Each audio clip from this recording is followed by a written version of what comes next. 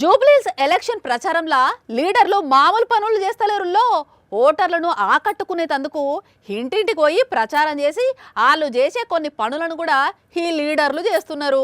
మొన్న అట్లనే మల్లారెడ్డి దోశలేసి పూలమిండా అటెంకా సీతక్క చాయ్ హోటల్లో చాయ్ కాసిందా.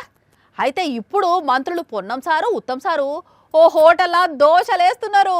మోదాలు పిండిని పేనం మీద పోసి గిరా గిరా తిప్పి మంత్రి పొన్నం సార్ దోశేసుడుతోనే మరి నేను చేయొద్దా అనుకున్నాడో ఏమో గానీ వెనుకనే ఉన్న మంత్రి ఉత్తమ్ సార్ కూడా ఇంతంత పిండి పోసి దాని మించే గిరా గిరా తిప్పిండు. మరి మసాలా వేయట్లేదు, ఉల్లిపాయ ముక్కలు కూడా వేయలేదంటే ప్లేన్ దోశ ఉన్నట్టున్నది. మరి దోశను తీసి ఏ కార్యకర్తకి ఇచ్చిండ్రో ఎవరు తిన్నారో గానీ పొన్నం సార్ అయితే మస్తు ఈజీగానే దోశ వేసిండు. మరి ఇంట్లో మేడంకు వంట పనిలో అప్పుడప్పుడు సాయం చేస్తాడు కావచ్చు సారు, కానీ సారు ఈ జూబ్లీహిల్స్ ఉప ఎన్నిక కోసం బాగానే కష్టపడుతున్నట్టు.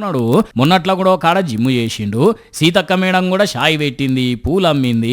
మల్లారెడ్డి సార్ కూడా ఇట్లనే దోశలేసిండు, పూలు అమ్మిండు. ఇట్లా వేస్తే జనాలకు దగ్గరైనట్టు ఉంటది కదా ఎంతైనా. అయితే ఓట్లప్పుడే కాదు, ఓట్లు లేనప్పుడు కూడా జనాల దగ్గరికి పోయి ఇట్లా వేస్తే ఇంకా మంచిగా ఉంటది అని అంటున్నారు కొందరు పబ్లిక్. కానీ అన్ని పార్టీల లీడర్లు ఓట్ల కోసం భలే కష్టపడుతున్నారు పోన్రి కదనులే.